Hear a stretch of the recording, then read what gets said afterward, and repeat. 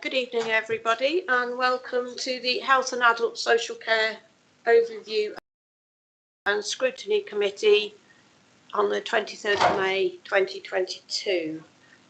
We've got a new Democratics officer tonight, standing in for Joe.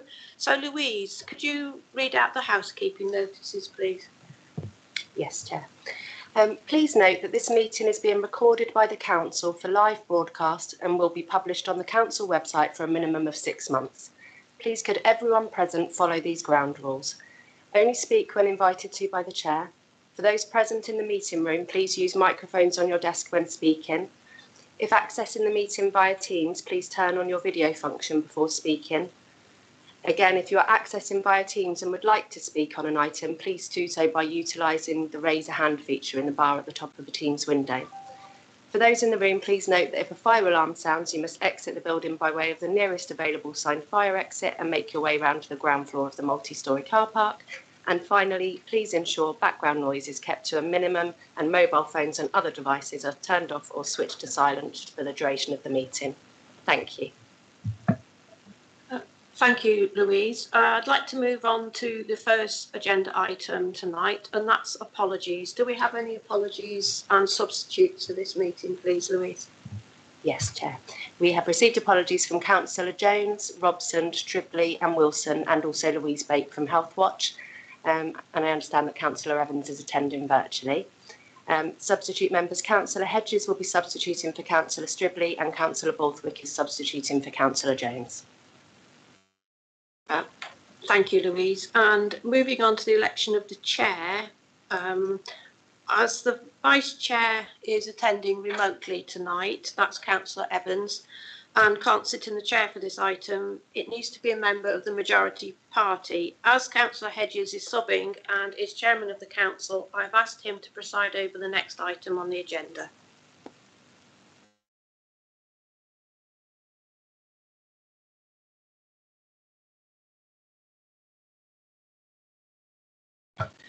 Thank you, Councillor Edwards. Election of Chair and Health of the Health and Adult Social Care Overview and Scrutiny Committee. The chairman for this item is required to seek nominations for the election of chairman. Nominations need to be seconded. If more than one nomination is received and seconded, the chairman will then advise the meeting that we will need to go to a secret ballot for this particular item. The chairman will advise that the meeting will not be broadcast whilst the secret ballot takes place, and a holding screen will be placed on the live stream.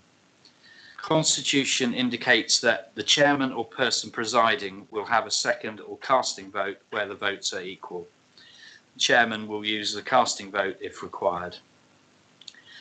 And I will request the clerk to advise the outcome of the vote if it is secret. So at this point, can I ask for nominations for the position of chair of this committee, please? Councillor Farr. Councillor Farr, thank you. I'd like to propose Councillor Jackie Edwards. Thank you, Councillor Farr. And do we have anybody who will second that, please? Councillor Johnson, could you just confirm vocally that you confirm that? Thank you. I'd like to second that. Thank you, Councillor Johnson. Do we have any other nominations, please? Total silence will mean that we don't. So, as accustomed as I am to being in this chair, I think I'll go and sit in that other chair and allow you to resume chairing of the meeting, Councillor Edwards. Thank you. Thank you very much. Yeah.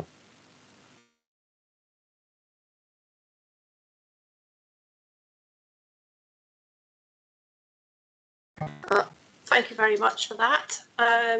We now have the agenda item 4, election of the vice chair. And I'd like to seek nominations for the election of vice chair, and the nominations need to be seconded. If more than one nomination received and seconded, the chairman to advise the meeting that we will need to go to a secret ballot for this item. The chairman to advise that the meeting will not be broadcast while the secret ballot takes place, and a holding screen will be placed on the live stream. Councillor Matthews.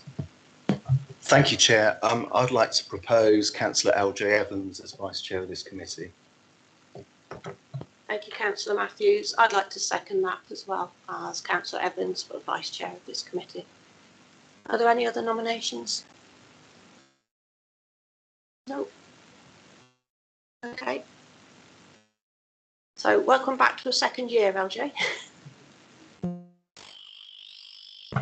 Agenda item 5. Do we have any declarations of interest? Councillor Johnson. Thank you, Chair. I'd like to declare an interest. I am employed as a staff nurse at Royal Bournemouth Hospital. Thank you. Councillor Matthews. Yeah, again, just for transparency purposes, I'd like to declare an interest. I'm a governor of Dorset Healthcare University NHS Foundation Trust, which is quite a mouthful. Thank you. Anybody else? Councillor Evans. Thank you. Yes, purely for transparency, I declare I'm a bank employee of University Hospitals Dorset. Thank you. Agenda item 6, confirmation of minutes. Unless anyone indicates otherwise, can we assume that the committee agrees to confirm the minutes of the meeting held on the 7th of March 2022 as an accurate record? Everyone agreed? Thank you. So agenda item 8. Louise, do we have any public issues for this meeting? No public issues, Chair. So moving on, agenda item 9, the outpatient assessment centre at Dorset Health Village. I'd like to ask Ashley Borum to present his report. So welcome, Ashley. Thank you very much. Can you hear me okay? That's great. So I presented a report which is covering the outpatient assessment clinic that was established in the Dolphin Centre. It has been operating now since the 16th of November 2021. In the report, I provided an executive summary. The background to the report, to this, why we set up the centre as a response to the waiting list coming out of the pandemic. I've also then provided some detail in the report on the build, a summary of financial implications and the benefits realisation, of which there are no financial implications specifically to BCP. You provided support to us to help us get this up and running. I provided some detail on some of the benefits realisation from initial reports we've done from capturing from the patients that have accessed the centre in terms of the amount of people that arrived, how they arrived at the centre, the mode of transport, and what they did when they were there, and also if they had friends accompanying them and what they did when they were there, to give you an idea of their engagement with the centre and the retail people. I've then provided a detail in the report on human resources implications. One of the most specific is the support demand review and how it contributes towards social engagement and working with the communities within Poole. Also, the involvement of the volunteer sector in supporting this as patient navigators. And a summary of the environmental impact in terms of it was constructed 70% using Nightingale repurposed material. And in addition, it has used an assessment of the site by using existing transport and public access. And so therefore there was no extra builds, and it was built inside a existing department store. So there was no change to infrastructure. It's a completely neutral green footprint from that perspective. And from a public health perspective, because it is including screening for ophthalmology and mammography, that's breast screening, we've seen a significant increase in the amount of women coming forward using the facility to deal with the backlog, which is approximately 16,000 within Dorset. It also incorporates Live Well and Active Dorset as partners, and therefore we've engaged with the population and activate them, and that's been really successful, and this is replicated in the Dorchester site. And in terms of summary, there's also an element of what we've done with equity, and because we've involved the voluntary sector from the outset in the co-design of this, they're active partners in this, and it's also influencing the work we're doing with the Boscombe hub and also Weymouth hubs through the VSC sector and through CAN. And I've also included in the report a snapshot of the public feedback with a 96 to 98% approval rating of good or very good. We capture every single patient that goes through as part of with the patient navigators do, and therefore we're able to feed that back into our learning, and we're then replicating that for other projects we want to do in part of the engaging with the patient population across the whole of Dorset.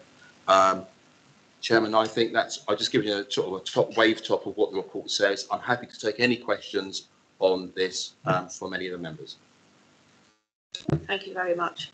I'm glad you said what a monography suite was, because I didn't know what that was. I had a guess at what it was, but thanks for clearing that up. So, members, have we got any questions? Councillor Butler. Yeah, it's not really a question, it's just to say how wonderful I think this project is from start to finish, really.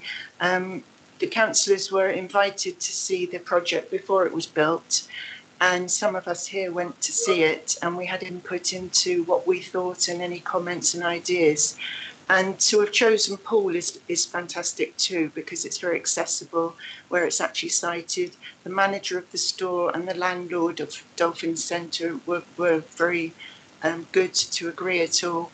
And I think it's working really well. So I'm really pleased. So thank you very much to everybody involved. Thank you, Councillor Butler. Any comments there? No. Anybody else got any questions on this? We're asked to note and comment on this report. Councillor Evans? Thank you, Chair. Yes, just to echo what Butler was saying, it's been an outstanding success and just huge congratulations to everyone involved. Thank you so much. Thank you. Can I just ask something? It's very pleasing that all the comments have been so positive. I mean, that's really good. But do we know, is this a time limited place? I mean, is it going to, I mean, how long is the funding for? Is it going to continue for years and years, or do we hope that once the backlog's been caught up with at the hospital, is everything going to go back to the hospitals, or do you see this as sort of evolving over time and we're always having some kind of a sort of unit there? Yes, certainly. So this is we've got it's a 3-year with an option on a 4th year, and that's been agreed with Legal and General, the landlords of the site, and with Bills and the team there. Certainly, it forms part of the way that I think across the country on health and high street, which is an NHS policy and a policy from local government about taking some services out of hospital sites and reconnecting with the community. It's also linked with the health and wellbeing hub work we're doing with CAN, that's gone through the local enterprise partnership about creating wellbeing hubs in Boscombe, Poole, Weymouth to put appropriate diagnostics and services nearer to the community. So it's a constant working with everybody as a partner, and I think this is probably at the vanguard of the future way of working as an ICB and with an ICP, which is integrated care partnerships. I think we co-design and co-produce this with the councils, with the voluntary sector, with the patients, and we really want to take some of those services out of hospital. Monography is a perfect example where, for those who've experienced in a car park in the middle of the winter queuing in a truck, it's not a great experience and it's not dignified either. And so by bringing those kind of services into the high street and then connecting with the high street and other people and signposting, I think is really positive. We're already working with the Dolphin Centre, Legal and General, and with CAN to look at creating a living space within the Dolphin Centre to help signpost for social prescribing and other services. We're linking with all the partners. I think this was a vanguard for the country. The country is now looking at Poole and saying, this is the way we should be doing stuff, because it means that it's a safe environment, it's a good environment, it connects with the people of Dorset. So I'm I'm hoping that this will be something that will continue. The positivity and ability to deliver it is providing the evidence is the right thing to do. We just need to work with our partners to make sure that we get this right for the future. Thank you very much for that. And Councillor Hedges. Thank you, Chair. I'm a substitute this evening, but you mentioned CAN a few times. Could you explain what CAN stands for, please? Community Action Network. So it's the voluntary group that are leading the health and wellbeing and mental rehabilitation on behalf of the system. We are supporting them. So the CCG, as it is, the mental health team, my team, the prevention, are all working with them, and that's setting up community wellbeing centres where everybody comes together in a place on the high street to improve access for advice and support, where healthcare, social care, and the voluntary sector will come together as a multidisciplinary team. And so we have got 4 of those that we're looking at as a group, but we allow CAN as like the lead organisation to lead it, and we all support it, and that's the way it's working. And I think it's more to come, and we can provide further updates at a further meeting if you would like. That's kind, thank you. Councillor Rampton, I believe you got your hand raised. I have. Thank you, Chair, and congratulations on being re-elected. I just want to sort of add my praise to this unit. I did have occasion to visit the monography suite very recently, and I have to say it was a really, really good experience. And I think this is the way forward. This is the future. This is how services should be delivered in the community. And it did not feel clinical. I didn't feel I was in I wasn't in a hospital, I was in a store. But I felt that it was, the premises were immaculate, and I felt very well looked after there. So I genuinely think that this is a model which is something we should be shouting from the rooftops. If I've got one slight criticism, it is that before you actually access the floor where the screening and testing centre is, there's a very nice volunteer, a loud voice, what I was there for, and a barrier put across the escalator so people can't just wander upstairs. And that felt a little bit off-putting. So it probably needs a few little tweaks here and there, but on the whole, I think it's a really great service, and I 100% support it. Thank you, Chair. Did you want to come back on that? Yes, thank you for your kind comments. And absolutely, yeah, that is, I agree. It does feel a little bit off-putting, and it's kind of one of those health and safety things where we're trying to control people going up there by so that people don't feel that everybody's just wandering off the store. We can do it better, but it was a kind of a work that now and then improve in the future. But thank you for your comments, and I'll take them back to the team.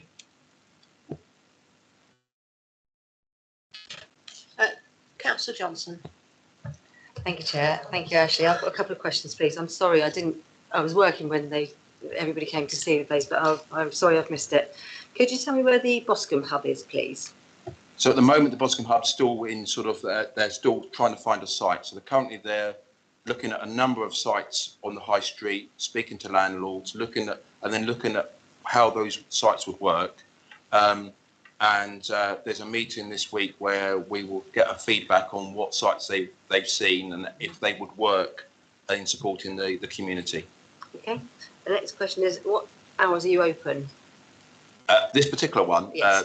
So it's normally open from about 8 in the morning to about 6 in the evening. Sometimes the idea is it could be open at weekends as well, so it has the agility to do that. And it's been built and designed to be open 7 days a week, 8 to 8. And so what we might do is some services that might work for the weekend, and monography is a classic one, we could run that at the weekends. We're very conscious that connecting with the community is about giving the hours that support those people. Working women over 50 who need to have monography, if you just have it during the time when they when they're at work, that doesn't help the community. So we are very agile in the way that we do it, and we just have to and the workforce will switch around to support that. Okay. And is it appointment only? Yes, it's appointment only. And my other question was about the workforce. How do you get on with staffing? So this is I love saying this bit because it is unique in the country in terms of the way it works as a model. So it's produced and use the same workforce, but the workforce, the whole clinical teams, that's clinical teams, the estates teams, the logistics teams, the engineers, the architects work together to design pathways that increases productivity. So it's not just about a new place in the community, more accessible. So ophthalmology sees 3 times as many patients as they would do before because it's using an ophthalmology lane. Monography sees 3 times as many people because the way it's designed with three areas where you go through, and the whole process is about making people go through quicker and better and the patient being centre. But the other thing is, because we are lifting and shifting the workforce from Poole sites and Bournemouth sites, it's the same people. The only extra workforce are the operational manager and the operation management team that manages the site. And of course, we greatly rely on the volunteer force who will provide up to 21 people a day if needed to make sure that it works from a patient navigation perspective. So it's very light, not new people other than the administration ops team that are running the site. Okay. When you said lifting and shifting, so the same workforce that currently are employed in the ophthalmology department move into this area, but because it's much more efficient for them, they can see 3 times as many patients in the same time. Okay, lovely, thank you. It's quite a way. Thank you. Yes, I mean, that's sort of great news for the area, isn't it? And great to see that everyone's looking at Paul sort of leading the way there. So thank you very much, Ashley. I do apologise. I missed out an agenda item, which was number 7, the action sheet. So sorry if you've got to scroll back a bit. Has anybody got any questions on the action sheet? There's, I'm just going to briefly say something about the carers strategy. We're looking to have another meeting in June for the findings of the carers review. But I think, Sam, did you want to say anything about the COVID? Did you want to do it now? Did you want to do it later? Happy to take it now, or equally, I know that Councillor Iyengar was joining, and I think he's going to give a portfolio holders update as well. So I could do it with Councillor Iyengar as well. Your choice, Chair. Yes, I think that's fine. Thank you. Councillor Evans. Thank you, Chair. Yes, also just to say when, Councillor Engar's just joined us, thank you, to request an update on the other part of the carers in the action plan about writing to MPs and cabinet discussions. Yes, I think that's at the very end on the forward plan. So yes, I'll bring that up then. So anybody got any other questions on the action sheet? No. So yes, so we'll go back to our proper order, so sorry about that. Agenda item 10 is the suicide prevention plan, the progress report, and we've got Joe O'Connell with us, Elaine Hurl and Sophia Callahan, who we're going to introduce and present this item. Joe, are you taking the lead on this? Yes. Good evening, Chair, and good evening, committee members. Just going to share a few slides with you, just to sort of help bring to life some of the information we shared in the progress report within your papers. I'm just going to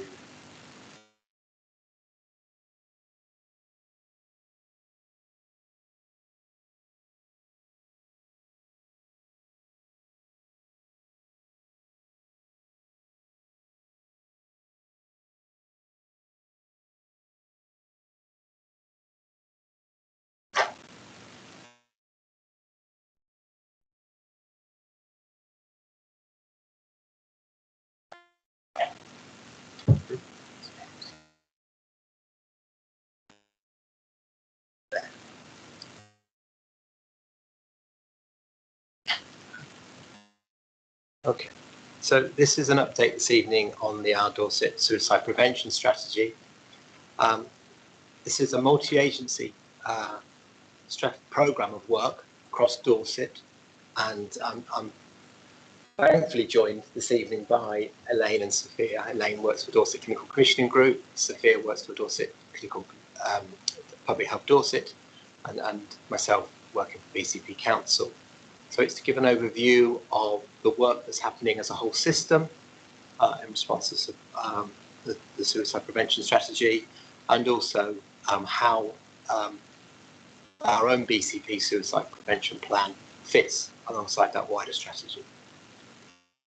So if that's okay, I'll move through the slides. I noticed that my screen is doing this, but the actual screen that you're seeing is still showing that. So maybe I need to reshare and try again. I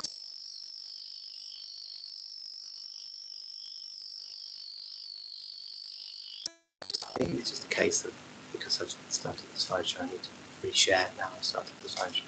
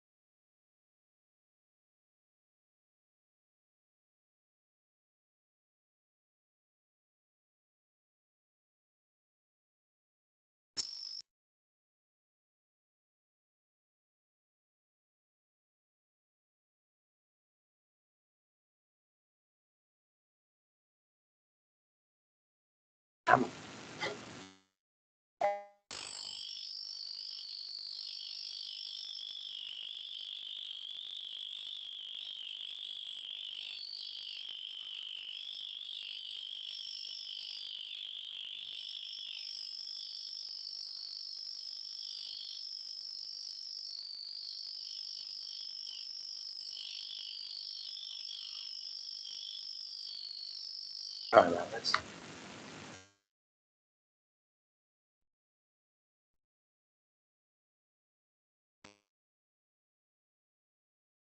Yay! Perfect. Here we go. We're a bit rusty at this. It's been a while since we've been here. So as I was saying, I'm going to pass now to Elaine first of all. Good evening, members, and thank you for the invite. You'll know from previous conversations about suicide prevention that we've got a national strategy, and that Dorset and BCP pulled themes from the national strategy into a local strategy, so that we pulled the pertinent bits to a local area into our Dorset strategy. So we very much centred the strategy around lived experience. So we've got people who've lost loved ones due to suicide. We've got people who have attempted suicide working with us as key partners in the development of the strategy. And around that, we've got other key areas, so comms and media, so communications and media, bereavement support, community partnerships, real-time surveillance, and skills and training. So they're all key deliverables under the strategy. So they're funded work streams, and they're very much interdependent with each other. So it's really unlikely that any of the bits of work that we're doing would go ahead without the reference to lived experience. It's very unlikely that the comms and media work would go ahead without reference to skills and training and lived experience. So it's very much an interdependent type strategy. So, and the next slide shows you the intention really that all those work streams filter out to other areas. So based on this Pan Dorset strategy, we've got quite a few other strategies, including the two councils and Bournemouth universities, for example, and Dorset Healthcare, and other organisations that have developed their strategy very much in line with this strategy here.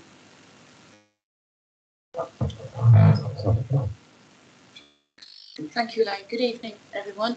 I'll be taking us through the comms and media task group and the training skills development task group. So first of all, the communication and media is led by a system lead, Kirsty Hillier. There's lots been going on this year. We've looked at suicide comms response plan, which is very important to act and respond appropriately with shared messaging and appropriate signposting. We've got a very good example of that shared skills development training with a balanced narrative, an article in the Echo this morning, which was with reference to the BCP plan. It gave a very good and factual overview, I thought. Because of this, we've been undertaking suicide training with organisations such as police, fire, Rescue, Dorset Healthcare, Dorset Council and universities, just so that we do have this shared message across the system.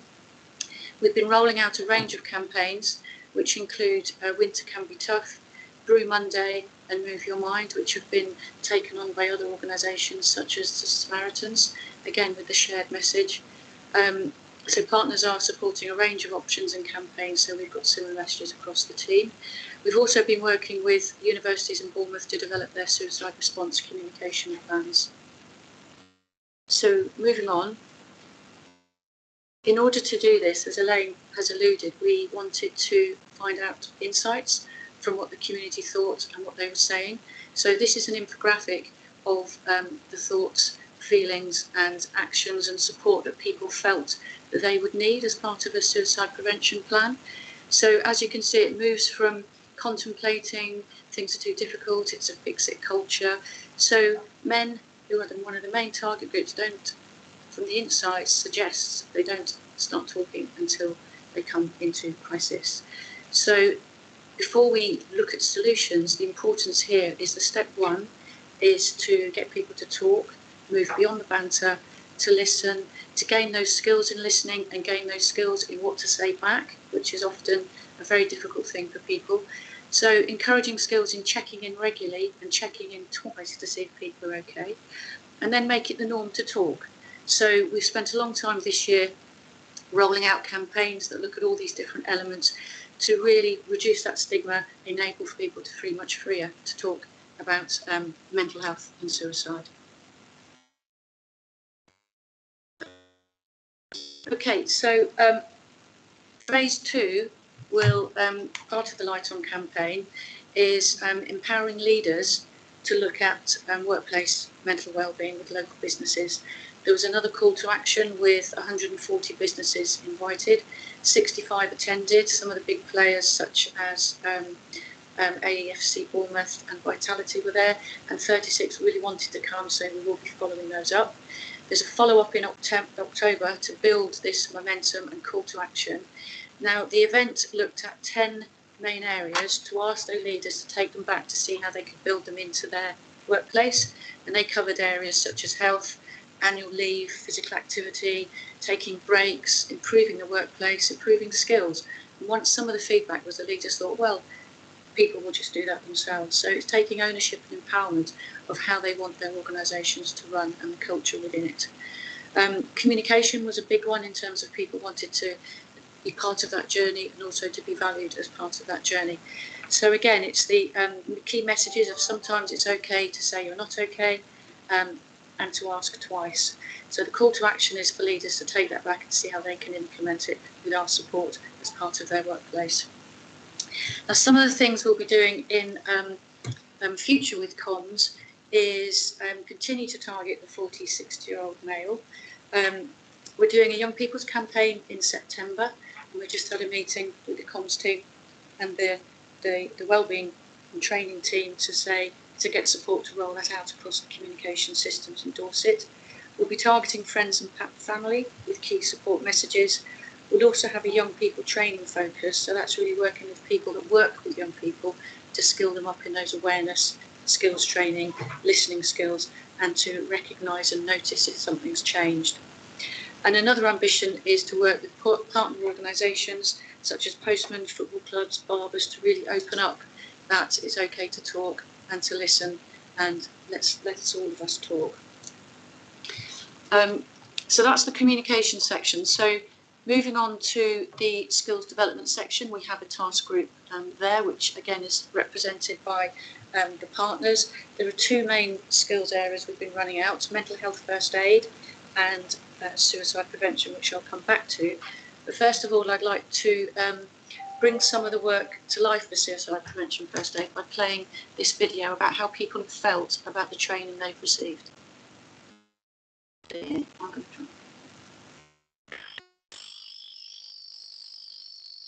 Minutes when it's automatically switch on. Well, while Joe's talking about that, mental health first aid, we have instructors across the patch. We have a mental first aid network, so it really supports people to share good practice, gain confidence and talk about their experiences in using the skills they've we've had, and how they've helped support people.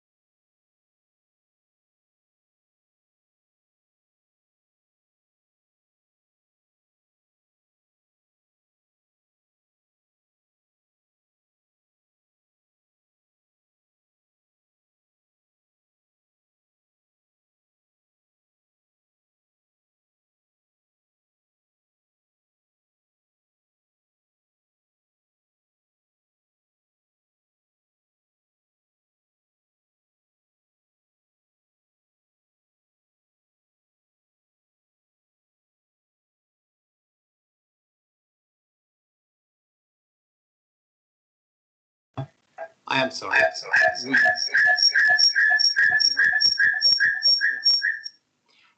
We didn't realise quite whether or not the system would automatically pick up the volume from that on this, but it doesn't seem to want to work in terms of. So we're not sure that the volume could only apart from here and that was possibly all you could hear. So we may just have to share this with you afterwards if you want to listen to what those people said about the positive experience of undertaking that training. And apologies. So I shall pick up and reshare the slides and carry on the presentation, if that's okay.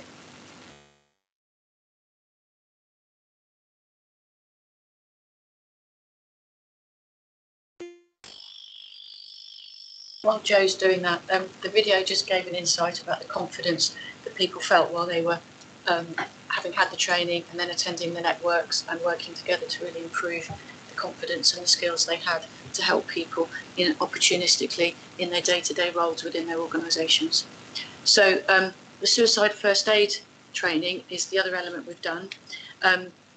We wanted to, it was quite a new course and it was a challenge with COVID and non-face-to-face. So we worked with partners to pilot the different suicide prevention first aid training that was out there. We picked 2 or 3. We had specialists go through, lay people go through to really have a look, and we took the feedback back and we've set up a level 1, which is an online 20-minute easy to access awareness training that's been rolled out across BCP.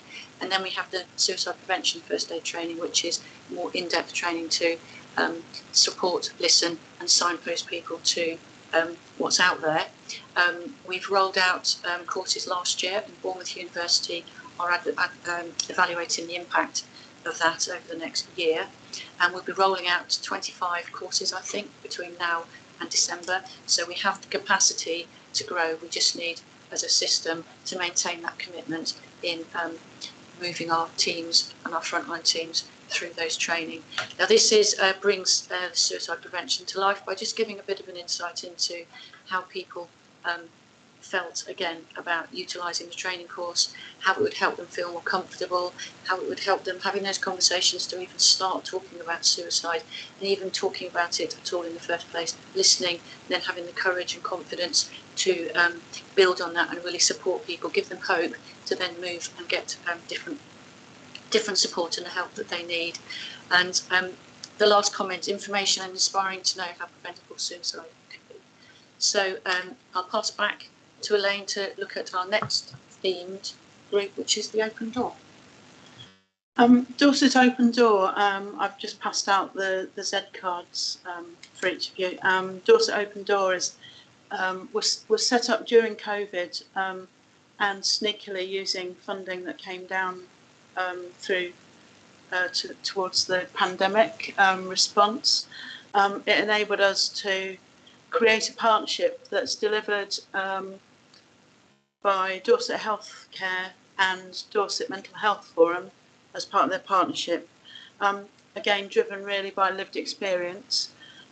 Its partners are Advice Dorset, Age UK, the Coroner's Support Office, Cruise, Dorset Can, Dorset Mind, the Dorset Race Equality Council, so it's a growing partnership.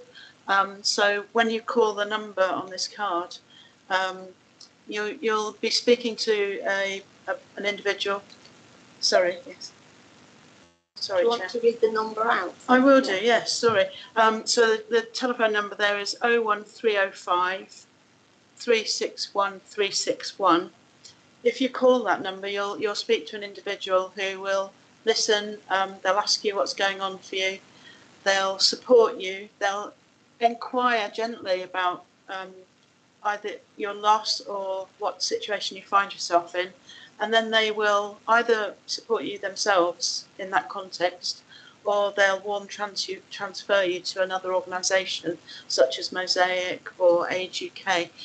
It's a really brilliant partnership because they don't all receive funding, but they've all signed up to this way of working so that a bereaved person and their family can make contact and get the support from the right organisation that meets their needs in the best way.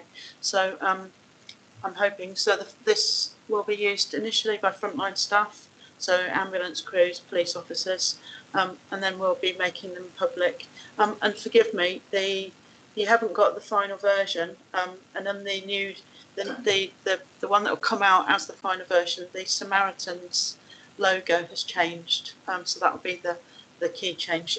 Not major, but enough for the Samaritans to want us to update it. So. And then real-time surveillance. Yeah, thank you.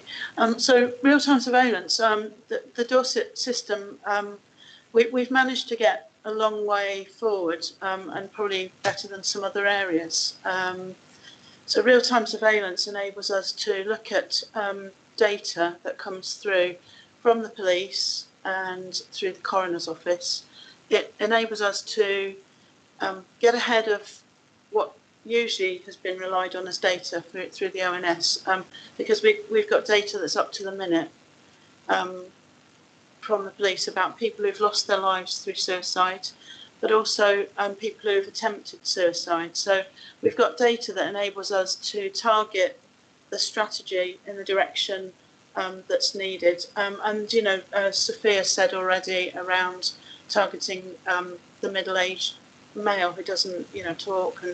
And so that was one of the key areas across our whole area where men are still much more likely to end their lives by suicide. So that's just an example of where we're currently able to use some data that really focuses in on our local area and need. So finally, we've committed to working as a partnership, and we've been doing that for about 4 years.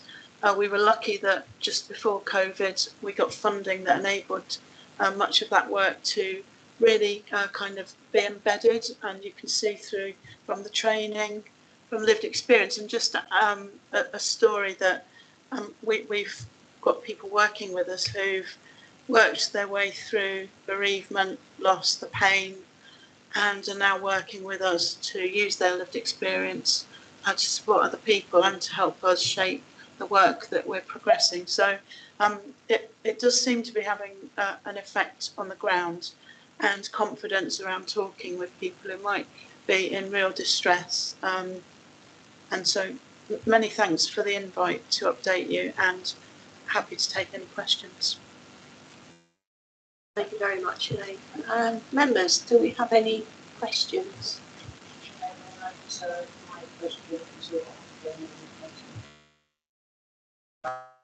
Okay.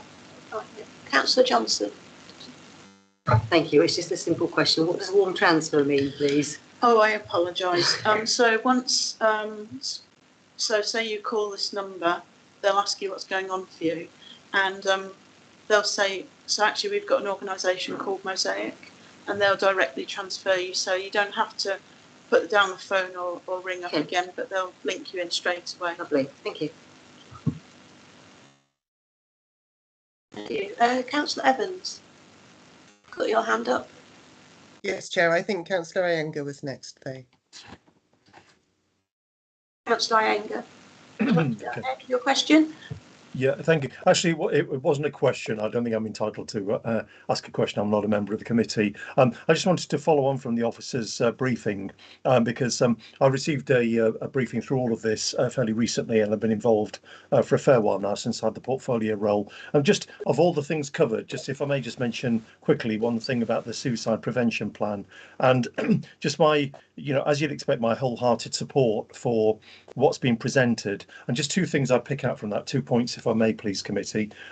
One is, I think, it won't be lost on you the complexity of what's involved in all of that, because we notwithstanding the sort of the gravitas of the issues that are being dealt with, it's basically a networking, relationships, connections job that all the staff members are doing, sometimes all hours of the day in difficult conditions and with people who are in a certain amount of distress as well. And the just what's been done, I can't begin to imagine the complexity and the emotion involved in all of it. It's very, very difficult indeed. They're not alone, of course, among council officers in doing that, but I'm sure the committee recognises that. That's the first thing. The second thing is I'm just so pleased that talking about suicide prevention is just becoming more and more and more out in the open, and this sometimes vexes people, I've got to say, because sometimes, and I've been in long enough as a councillor, not that long, but long enough as a councillor, where all of this is a bit too sort of hush hush, and only people who really know it in detail can talk about it, and the correct terminology must be used at all times, and that tends to keep the whole subject under wraps and with a certain level of mystique around it and inhibition. And I'm very, very pleased, and I hope the committee agrees, that the work that's being done is there to lift the lid on it and encourage open discussion, frankness, and just kind of real understanding. And you know where I'm coming from. I won't embellish that further, but I hope that's welcome for people. I certainly welcome it. Thank you. Thank you, Councillor Iyengar. Councillor Evans, do you want to go ahead now? Thank you, Chair. Yes. First of all, a huge thank you to everyone involved for so much hard work on such an important area. As Councillor Iyengar has said, it's been such a stigmatised topic for far too long, and unless we talk about it, nothing's going to change. So I think this is hugely, hugely important. One thing that concerns me in the report is the real-time surveillance data. It just mentions that it's been problematic and hoping to do better, but not really sure what's going on. But it then says that some insights have been made from the data that's collected. I was wondering if those are going to be shared with the committee. Thank you.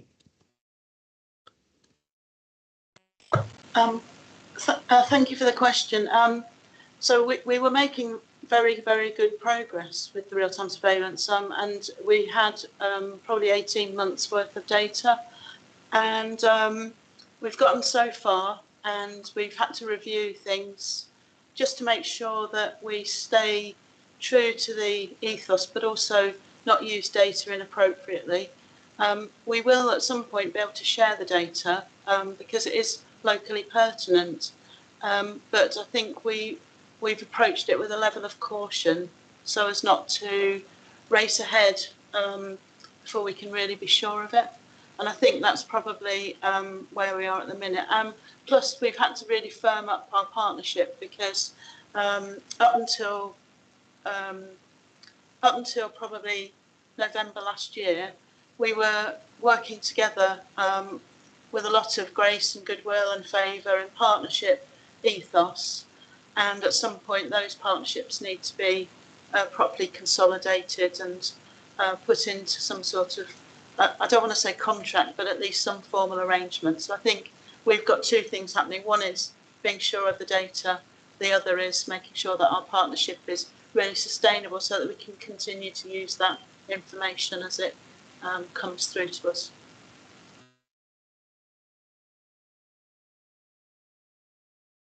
Do you have any further comments on that, Councillor Evans? No, thank you for that. Any ideas when it may be possible to share some data? Because obviously, what would be really nice is to see that these interventions are helping. So that would be really good to see if that's what the data shows. I believe there's an overview in the paper, and we have, during the work of the partnership, been able to use some of the data and share it, and that's kind of in the public domain already. So we'd be happy to, I think, share that. But it is data that was only up until November last year. So we'd probably maybe be able to share it with members, but not make it public at this stage. Thank you. Councillor Hedges. Thank you, Chair. Thank you for the opportunity to speak on this matter. I have, alas, to declare a personal interest in this item. My own wife committed suicide 20 months ago. Her own mother committed suicide 40 years ago. Both attempts, one successful, the second one not, were in the same place in the BCP area. My wife's second attempt was successful, and I have to pay tribute to the 7 sensitive, professional and considerate police people who were in my home within 10 minutes of my call. It wasn't before long that it became clear that they were first charged to ensure it was not a murder scene. That is sobering in itself after such a grave shock. The first attempt my wife made was away from the family home. This resulted in 11 very beneficial days in Poole General Hospital.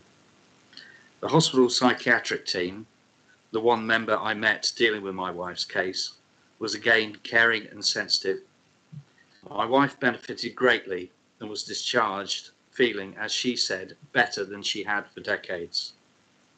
When she was discharged, she was given a leaflet. I had transcribed many notes my wife had written over the last few years, which assisted the designated psych team members' continuing assessments over the 11 days. When I contacted the psych nurse after her being discharged, he said his work was done and there was to be no follow-up from Poole General Hospital.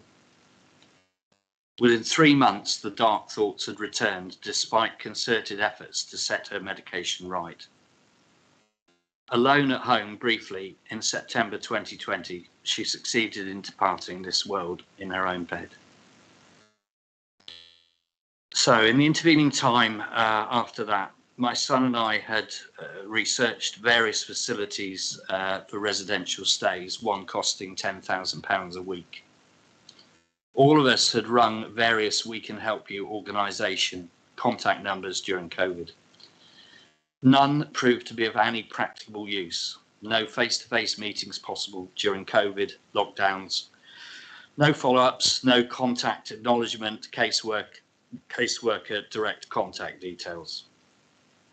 Some we called were very poor on the phone. Some never rang back. Some wanted 3 weeks to arrange a Zoom meeting.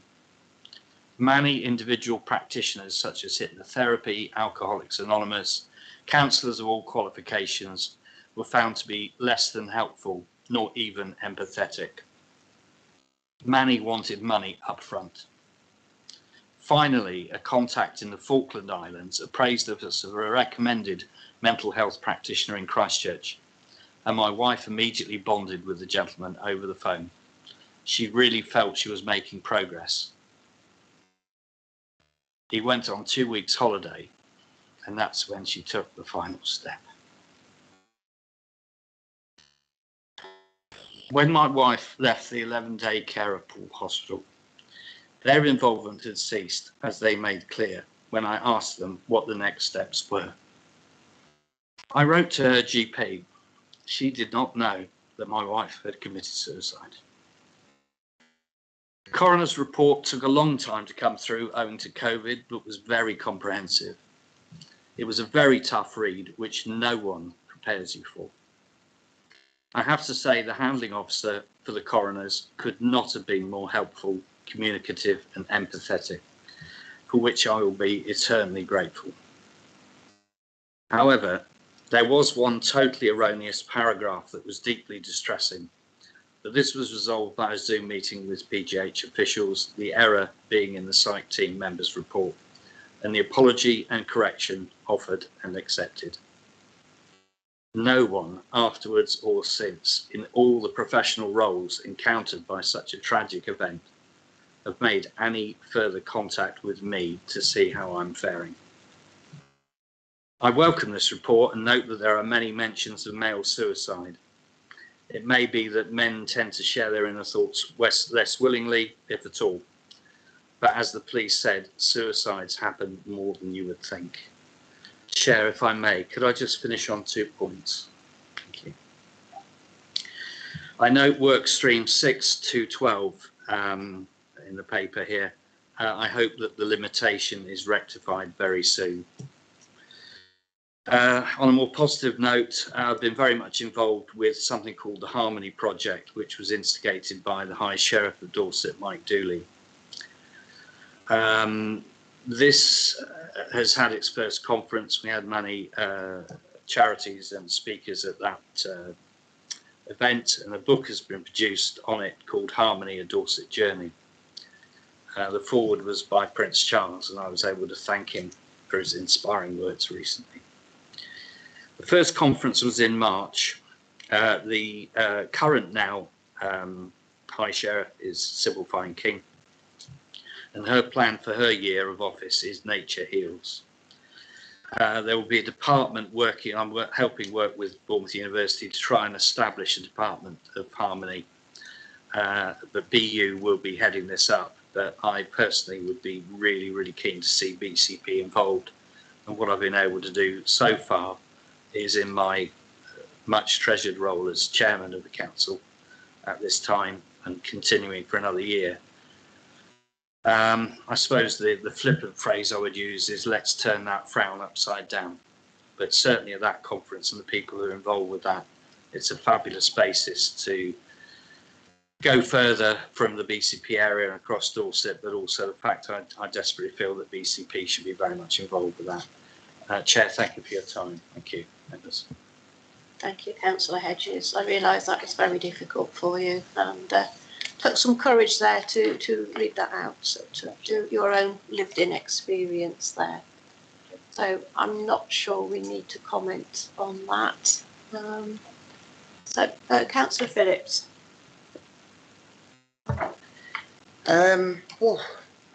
Sorry. As Mayor and Deputy Mayor, I chose 2 charities. One was national, CALM, and it was for men who committed suicide 40 plus and supporting their families. I had lost somebody who was very close to my children and grew up through school and everything and was very close to me.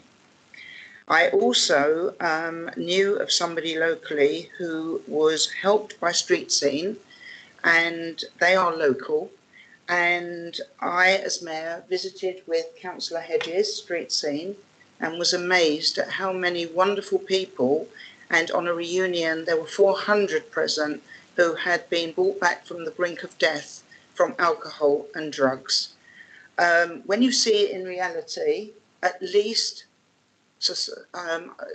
trusts, charities, whatever it be, put that effort in, and then they become a family and they work together. What you are explaining, I'm sorry if I might just say it in this way, is something a little bit more alone, not embracing, not being a family entity for people who are struggling. And I think that's possibly what I'm picking up with what Councillor Hedges is saying. The other situation is that there's FaithWorks as well that works on a religious angle, bringing people who have been alcoholics and on the brink of not wanting to live anymore. And I know that both FaithWorks and also another society, I'm so sorry, I used the wrong word, We Are With You Recovery. And We Are With You Recovery, the person, and I'm not going to name a particular person, it's the organisation, and FaithWorks were both put up for diversity awards, partly because of myself, but partly because of the work they do. And I attended one of them, and all I'm going to say is please carry this work together with the groups that we've got locally. I know they've helped hundreds and thousands of people locally over the period, and I was mayor for 2 years and deputy mayor for the third, and I'm just totally aware of it. Thank you for your time. Thank you. Thank you, Councillor Pauls. Councillor Butler? Oh, sorry, Elaine, did you want to come back on that? Yes, only because we're all on our best behaviour this evening, and the report in its very nature is quite cold. But I would invite any of you to join our partnership, because you'll see the likes of FaithWorks, We're With You, they're all part of our partnership work, and there's warmth, there's partnership, there's compassion. There are many, many people, like the Deputy Chair, who've lost people, who come very bravely, talk, share their experience in order to equip the rest of us with knowledge and skill and understanding. But it's driven by a huge sense of compassion. So absolutely, just to echo your points, that you know, we take that forward, and that partnership is really very strong. So thank you.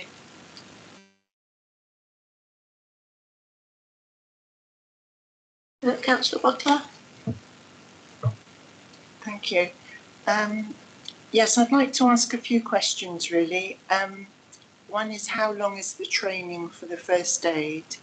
Another one is, do hospitals actually keep data of patients who come in who've attempted suicide, who might have gone into A&E or the medical wards? Because sometimes that might be lost along the way. But is that done as a routine? Also, data that can be put together from the reasons for suicide or attempted suicide, and it would maybe help everybody to understand, you know, what to look for.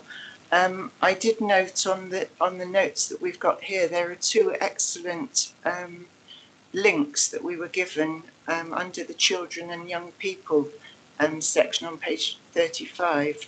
The ZSA, Suicide Awareness Training, has some really very good footage of people who are experienced in this, and it certainly shone a light on it for me. And I think if everybody had, not only employers and people in big organisations, but everybody needs to know the details of this, to look out for each other, really. So I don't know whether it can really be rolled out on a big scale so that everybody in the community can see what to look for and maybe what to do, because you might be the only person who speaks to that person who is in a bad place. So I don't know whether that's possible. For these Z cards, you know, if they were available, you know, to a lot of people, because that's often what people want. And because mental health and suicide are so personal, a lot of people don't want to go anywhere to express themselves. It's a very private thing. So this sort of thing would help an awful lot. Thank you. Many thanks for those questions. So the acute hospitals, they do record reasons for presenting. but they don't always record whether it was an attempt on their life, partly because the hospitals deal with the presenting issue. So, for example, if someone's harmed themselves by cutting or... so it's a bit patchy and there's work that needs to be done around that. In relation to themes, the data that we've have pulled together, there are some really key ones. It's often to do with relationships breaking down. Housing's featured, feeling not helped when homeless or threatened with. Loss of long-term partners, very, very significant as a theme, and long-term illness as well. So they were kind of major. And there was mental health mentioned in attempts and drug and alcohol use, but there weren't so many that you would say that was a predominant theme. But I suspect that the main themes, there'll be many people with several different things going on in their lives at that time. And attempts are quite different to people who do actually end their lives by suicide. Apologies about that. Chair, may I answer the other questions? The mental health first aid training and the suicide first aid training range, depending if it's instructor training or management training, so it can be half day, day and a half, 2 days. I'm happy to break it down and then send that to Louise for you. The insights infographic we talked about was a lot about the stigma and people not wanting to talk about it. So one of the phase 2 campaigns for Light On is Talk for All, so that we all have the skills to be able to talk about it. So part of this programme is to roll out skills development, listening skills, awareness skills to as wide an audience as we can. So we started with the professional audiences across the system. We want to move into the population audiences, from people working with young people to, we've touched on postmen, barbers, all of that. So what we aim for is for all to talk, and then that stigma will start to be reduced and we can get people to start talking about it before they get to that crisis level. I'm sorry, Chair. You can shut us up at any time, but the Zero Suicide Alliance, anyone can sign up to that. I've actually done it. It takes 20 minutes. Anyone can log on to that. And as a council, you could recommend that all your staff and your families all look at it. It's a very, very good site, and it just very quickly equips you with some basics that you can use in your conversations with people. Thank you, Chair. Sorry, is that just Zero Alliance? It's Zero Suicide Alliance. Thank you. We can send out the links. Yeah, that'd be great. Yeah. Councillor Evans. Thank you, Chair. Yes, just going back to Councillor Butler's excellent question about hospital data. I'm very surprised we're not collecting that, although deliberate self-harm and attempted suicide patients are indeed often very different to those who complete suicide. I think we're still missing a huge amount of really useful information on who these people are and how we can support them. Leading on from that, as a GP, I'm very aware of how difficult it can be to access help for people threatening suicide, especially out of hours. Looking at the report, it does talk about adult social care and the staff integrated within the community mental health team. And the update just says that they continue to risk assess people at risk and provide appropriate support, but without any real data on how we're supporting people, how many people we are supporting, and if there are any gaps in the service. So I was just wondering if someone would be able to comment on that, please.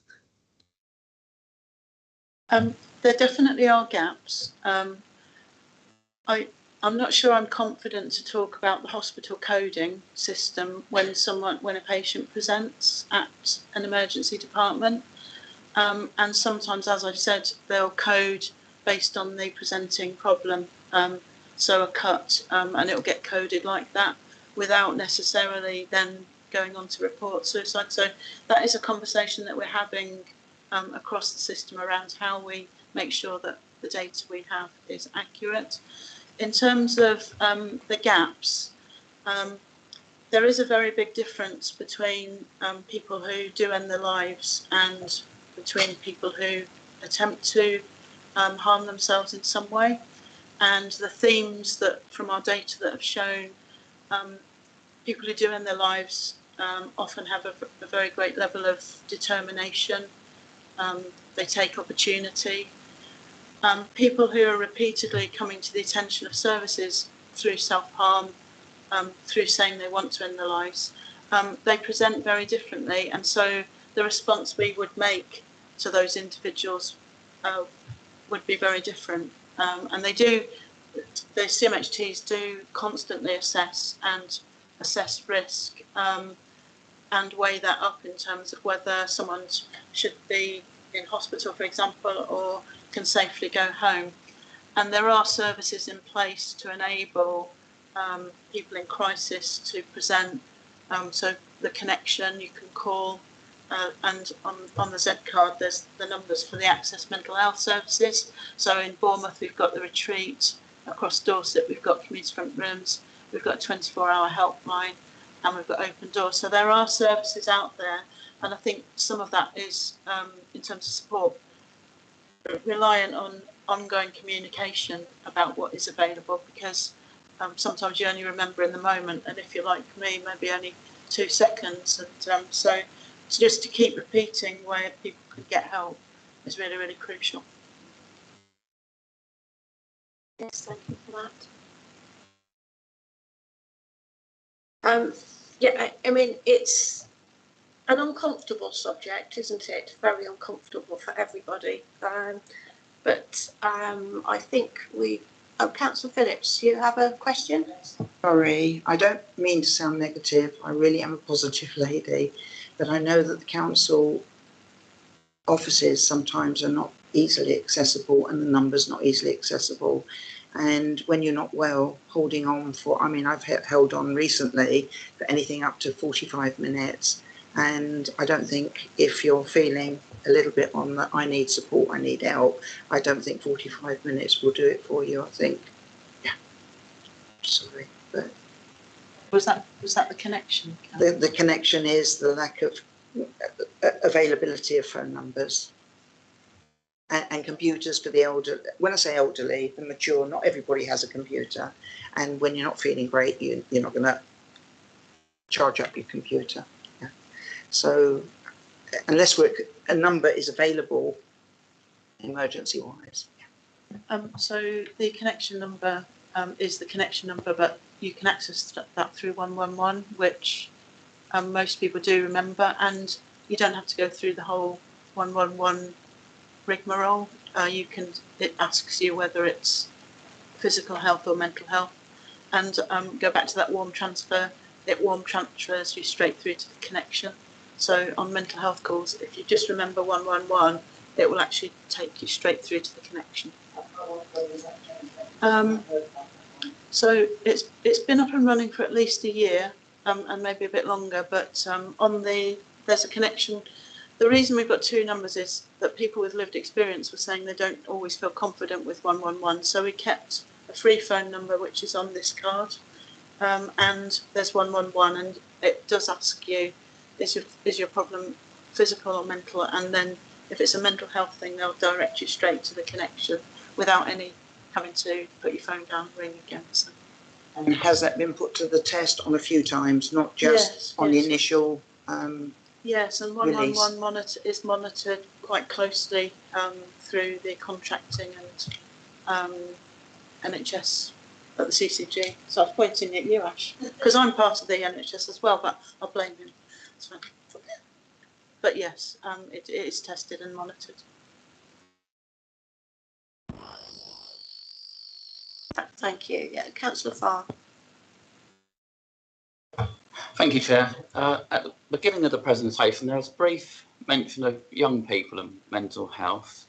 Is there a strategy in place for reaching out to students studying at the universities, or also part of our communities that might require support when experiencing mental health difficulties during their time whilst resident here? Thank you. Chair, is that okay to respond?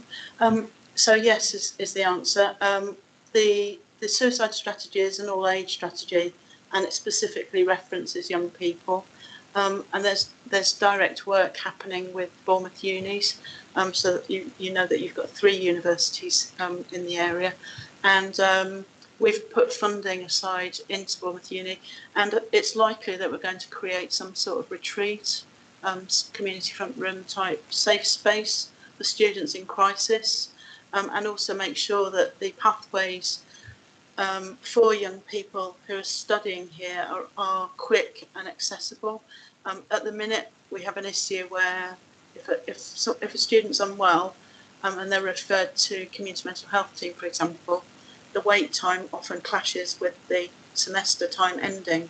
So young people are kind of fall between a gap between home and where they study. So we're doing some work with them now, and the 3 universities, as a result of working with us in the partnership, have developed a suicide strategy that is absolutely brilliant, in fact better than ours, I would say, and it really does focus attention on that cohort of young people, young adults, and the work with the community front room. It's early days, but we've got the funding in place, and we'll be working in partnership with students, the universities and people with lived experience to help shape that. So yes. That's really encouraging. Thank you. Can I just ask, Elaine, is the 3rd university the chiropractor college? Yes, Chair. It is. Thank you. It became a university, but it's quite small in comparison to the others. Oh, right. And they do have a slightly different demographic, slightly older, more mature student, so slightly different issues. Yeah. Okay. Thank you. On one of our recommendations, it is to note that a new national strategy is expected this year, and that plans will need to be reviewed once published. So I think we need to just pop that onto our forward plan, sort of, if that's agreed with everybody. Yeah. Well, thank you very much for presenting that. And if we can move on now to agenda item 11, the Integrated Care Strategy Development, where I believe Sam Crow, Director of Public Health Dorset, will take the lead on this. Thank you very much, Chair. Good evening, members. Good evening, committee. I'm just going to share my screen and I'm going to run through a few slides with you tonight, but really it's not so much about the slides, it's about highlighting the opportunity to take part in what I think is a huge potential opportunity for us to work better as a system and make sure that some of those issues that we've just heard talked about so passionately, you know, the importance of things like suicide, if we're going to respond to that effectively, it's crucial that we could all work more effectively together. So what I'm going to talk to you about tonight is the development of the integrated care system. I've got a number of slides which are being used to support discussions across both councils, so BCP Council and Dorset Council. Then I'm going to really focus the conversation on the development of the integrated care partnership strategy, because the point of the presentation tonight is to allow the committee sort of to be cited on the principles and the approach that we're taking to building the integrated care partnership strategy, and also just to highlight a couple of opportunities where the committee can get involved and really start to put forward a real strong view of what's important in our place. So I'll whiz through these fairly quickly. I'm hoping that most committee members will be aware that on the 1st of July, the Dorset Clinical Commissioning Group will be replaced by a new body, an Integrated Care Board. And this is all set out in the Health and Care Bill, which received royal assent at the end of April. And as we start to become an integrated care system, the most important point is that we will be looking to build a strategy that's really founded on strong partnerships between councils, voluntary and community sector, the voices of people and communities, and obviously lots and lots of other organisations that are involved in delivery and experience of frontline health and care.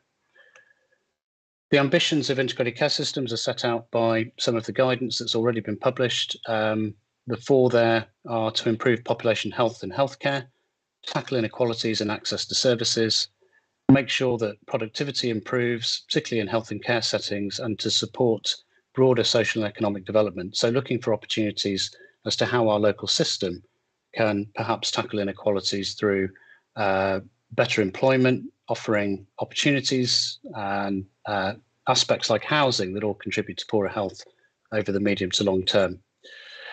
But the changes that government are trying to make through the creation of the ICB as a statutory organisation is really about driving integration. So taking away some of the barriers that existed in previous health service reform. We had models in the past that encouraged providers to compete against each other. And this is really about trying to understand what are the blocks that are in place that stop us integrating health and care services effectively. And if we listen to people about their experiences of care, can we really act on the obstacles that they say are a barrier to them experiencing high quality care at the right time and in the right place? I think the third bullet point here is really important as well, which is about improving accountability. So through the development of the strategy and the associated plans and strategies of the Integrated Care Board and the provider organisations, can we be more transparent with the public about the progress that we're making around some of those ambitions within the strategy? So moving from perhaps thinking of strategies as something that's developed once every 5 years to something that resembles a bit more of a continuous development process with a bit more real-time reporting back on progress being made on some of the important elements. Collaboration's at the heart of a lot of the guidance, and the documents that have been published so far put a really strong emphasis on the importance of successful partnerships. We were a shadow integrated care system in Dorset and have made a lot of progress in many areas about thinking differently about health and care services. But the establishment of the system as a new legal entity really means that the brakes should come off now, and that legal duty to collaborate that will be in the legislation means that we're really going to have to up our game and demonstrate how, working effectively at scale, we can really start to tackle some of those long-standing variations in health outcomes, but also in access to care and experience that we still see in some parts of Dorset and BCP Council. So there's likely to be a huge focus on reducing that unacceptable variation when we build the integrated care partnership strategy. One of the other benefits of collaboration, as I'm sure we're all aware from the COVID-19 pandemic, is that resilience across systems. So in the past, where we've thought through the planning of health and care systems very much through the lens of individual organisations, integration and collaboration should really mean that we should be able to share our resources across systems. So if there are organisations that are struggling, can we be quicker at providing mutual aid, mutual resources? It doesn't always mean money. Sometimes workforce is just as important, and really flex and become much more agile when we're thinking about how to deliver those efficiencies and economies of scale when we're working as a single system. So in order to meet those ambitions, we're going to have to get deeper into our understanding of how population health varies across our two areas. And at the heart of the plans and the ambition is an acknowledgement that health is more than just receiving a service, and it's certainly more than just the type of service that you might receive when you present with a particular sickness or condition. So understanding some of those other complex factors that all contribute to health and well-being is going to be really important if we're going to move on from the type of care that sometimes is received, which is perhaps a single episode and then a discharge with a lack of follow-up or a lack of continuity. But if we're building a system that's genuinely listening and understanding those complex issues, can we be more responsive in being able to provide the sort of support that might be needed on an ongoing basis, work more upstream, and start to really make inroads into issues like healthy life expectancy. So the health and well-being of our local communities will be right at the heart of some of those discussions that we're having under both council areas as we start to build the integrated care partnership strategy. But that isn't just a professional conversation. It's really important that we hear voices from many, many different parts of our community. So there's a big role here for hearing from people with lived experience, but also voluntary sector organisations and private providers as well. This diagram just shows you the evolving Dorset Health and Care system. The integrated care partnership right at the top is what we're going to be talking about towards the back end of this presentation. That is a very, very broad partnership. Councils viewed as equal partners in that arrangement, but it also brings together many of the partners that will be familiar with health and wellbeing boards alongside NHS colleagues to try to set an overarching ambition and strategy for the system. There's a link across to both health and wellbeing boards, and the guidance that's been published so far highlights that they will have a really key role in continuing to sign off on a really good view of population needs for each of their respective areas. So that joint strategic needs assessment will feed through into the integrated care partnership strategy. It's a really important way of documenting where we feel the priorities ought to be in the strategy.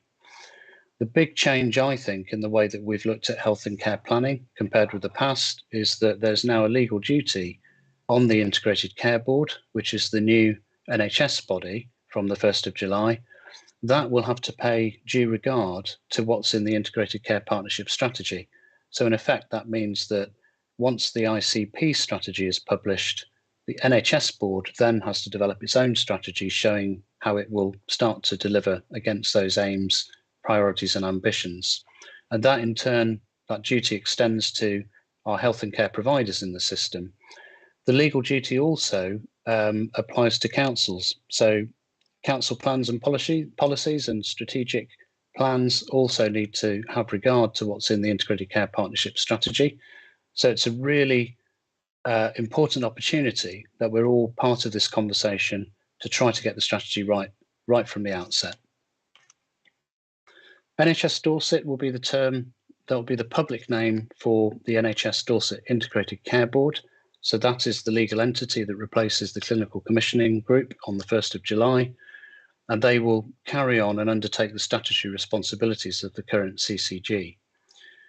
But there is going to be perhaps more of an emphasis on future planning to meet healthcare needs of people and communities. Now, we already made a good start on that through the Clinical Services Review, but that work needs to be continued. And the plans of the Integrated Care Board will really have to show over the next few years how the resources of the system are going to be deployed to improve outcomes in health and healthcare, tackle those inequalities in outcome and access, really start to be creative and transformational about the productivity challenges, and start to demonstrate real return on the value of the money that's invested in the Dorset system. The importance of listening to people and communities is really written right through the legislation and the guidance that accompanies the launch of NHS Dorset, right from their own people and communities plan, all the way through to the guidance that we're using to build and deliver the ICP strategy. And at the heart of that will be this concept of co-production. So where we're acting in response to some of those issues and priorities that people and communities have voiced, can we work with people, understand exactly why care might not have been as good as it possibly could be, but involve them in those discussions about how to design a better outcome going forward. I've talked about the importance of partnerships. Two partnerships on this slide that it's important for the committee to note are, first of all, the provider collaborative that's developing in Dorset. So this is very, very different to the way that providers have worked in our system previously as sovereign organisations. And actually, by coming together in a provider collaborative, that is the vehicle that we hope will enable those providers to collaborate or collectively improve quality, use their resources more effectively at scale, and start to think about how we can deliver services consistently, no matter where people live, either in Dorset Council or BCP Council. The second partnership, I think, is really important for each council to note, and that's this concept of place-based partnerships. So at the top level, you've got a pan-Dorset integrated care partnership strategy that's developing, but beneath that, on each of the council footprints, there will be the opportunity to come together and to think through the particular challenges of BCP Council and its population. What are the priorities that it's right for the strategy to reflect for the BCP footprint, and how would they differ from perhaps some of the challenges that you might find on the Dorset Council footprint? So having a really strong input to the view of that partnership at a strategic level will be really important. And again, the ICP strategy will be looking to each of those partnerships to provide a really clear view of priorities, the key challenges, and how best we can work together with communities, the wider partnership sector, to resolve some of those. So just some challenges around integration. If we are going to integrate, we're going to have to fundamentally change perhaps some of how we've worked in the past. That development of a shared vision is really important so that we can keep partners aligned. We can all start to move in the same direction and move away from organisational priorities. But the challenges I've listed below, I think will be familiar to many people.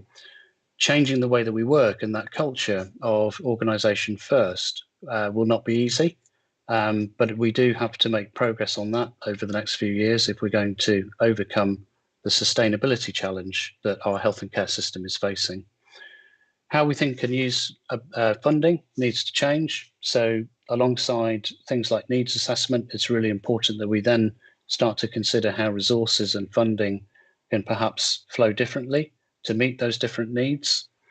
The quality of our relationships needs to be founded on trust, mutual trust and respect, and the importance of collaboration, move away from that sovereignty. And our appetite for risk as a system probably needs to change as well. So we're not going to meet some of the challenges around workforce or digital transformation unless we're prepared to share some of those risks as a system. And the final one, this somewhat long-term proportionate universalism simply means, are we prepared to start to move resources disproportionately to meet those areas where the needs are greater? So the NHS is brilliant at providing universal service to everyone, but unfortunately, not everyone is always able to access that, nor is aware that they might benefit from doing so. So proportionate universalism just means that we may have to preferentially treat some groups differently in order to overcome those access barriers. And that's quite different to the way that we've worked previously. So one of the ambitions is to obtain the best value for the public pound. I talked about the importance of accountability, and I think the new landscape that's emerging before us gives us a real opportunity to start to try to feed back to the public how the money is being invested, where the progress is being made, but perhaps most importantly, where are those issues where we don't feel that progress is being made quickly enough, and how do we really accelerate that by putting communities into the driving seat through co-production of thinking differently about some of the services that we could develop to resolve those inequalities and improve health and well-being. I've mentioned the importance of co-design. It's likely that we'll be looking more towards a process of continuous engagement going forwards, rather than the sort of one-off strategy development that we've had in the past. And I'm now going to just come on to talk a little bit about the Integrated Care Partnership. And the name for that, the public name, will be the Dorset Health and Care Partnership. And the bubbles that you can see on the slide there represent the organisations and the partners in our system who will come together and formally sit on that partnership. The responsibility of the Integrated Care Partnership is to support integration across the Dorset Council and BCP Council footprints. So they will complement the ongoing activities of the Health and Wellbeing Boards. They have to promote integration from place level. So I talked about the importance of that place-based partnership view of the priorities for integration. It's really important that that's picked up and amplified in the integrated care strategy, which is the first task that the Integrated Care Partnership really has to discharge. And that strategy has to show how we're going to improve healthcare, social care and public health across the whole of the population.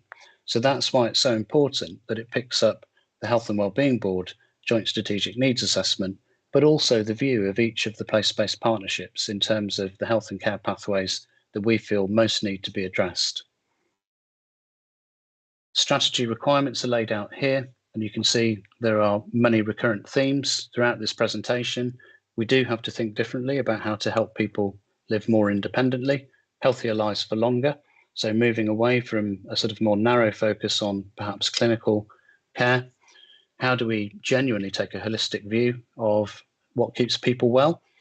And how do we change our culture in the system to enable people to better support people, work further upstream, and think more creatively about prevention opportunities?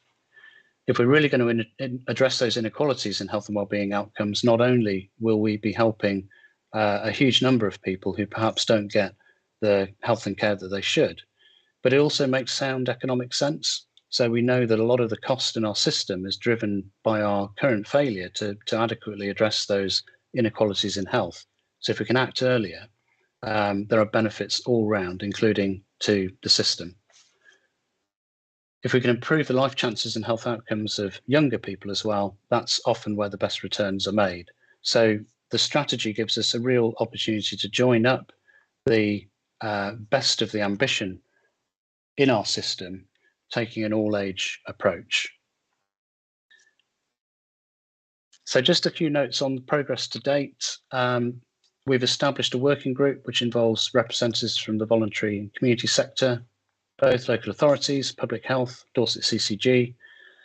I'm delighted to say that I've agreed to be the SRO, the Senior Responsible Officer for delivering the first integrated care strategy. And we're beavering away on 3 work streams. There's a research element, which includes the outputs from the Joint Strategic Needs Assessment, but also some research about understanding what are our most important health and care opportunities. The engagement lens is working hard to deliver a series of depth interviews with more than 100 people drawn from very, very different walks of life across our system and community. That's being led by Kirsty Hillier and will be amplified by further digital engagement once the most important themes from those conversations have been identified. And then the final work stream is me, partly here tonight, presenting to Health and Adult Social Care Overview Committee, but really engaging with all of the boards and the leaders across our system to offer an opportunity to engage with the way that we're building the strategy and also highlight some opportunities to feed into the development of what we think is important in each of our places. There are further workshops being held that are looking at the timelines and the resource requirements. And the next opportunity that I would highlight to the committee tonight is the Health and Wellbeing Board development sessions that we'll be holding in the summer, which is to sign off and agree the output from the Joint Strategic Needs Assessment process and also highlight the most important health and care pathway opportunities that should be reflected in the strategy. So I've talked a little bit about the engagement approach. Along with the public engagement, the engagement team will be talking to all organisations to find out how our employees in the system can also support people to live healthier and better lives. So it's the other side of the coin, if you like, from the conversation that they're having with the public. The public conversation very much trying to get to the heart of what could we do to better support people to be more independent and live healthier lives, and the employee conversation, what should organisations be doing to allow you to work differently to support people to be healthier. I've talked a bit about the 100 conversations. That'll be followed up by a piece of digital engagement, which will be continuing the conversation using different channels on the most important themes that come forward from that. And so I was just going to sort of finish the presentation really by just inviting the committee to not be passive around the development of the ICP strategy. The engagement work that's happening over the summer won't be the end of the process. There'll be lots and lots of opportunity to continue this almost as a continuous conversation as we start to refine and develop the view from the BCP Council area and the Dorset Council area, and hopefully end up with a really first-class integrated care strategy. Final slide tonight from me is just a view of the timescale. In case that's a little bit too small, the main timelines are that we're starting to look at publishing some of the early outputs from the Joint Strategic Needs Assessment process through June and July. That's where we'll be having the Health and Wellbeing Board development sessions. We'll be continuing the public and the employee engagement through the autumn. A draft strategy will be published perhaps towards the end of September to coincide with the launch of the Integrated Care Partnership, and then we're aiming for a sign-off on the strategy by December 2022. But I'd stress that that isn't the end of the process by any means. And this is a piece of work that I think will be revisited as those themes are worked through and we continue to find out more and more about the population health challenges. So thank you very much for listening tonight. I'm just going to end there and ask if members have any questions. Well, hope you all took that in. That's a big project you've got on there, Sam.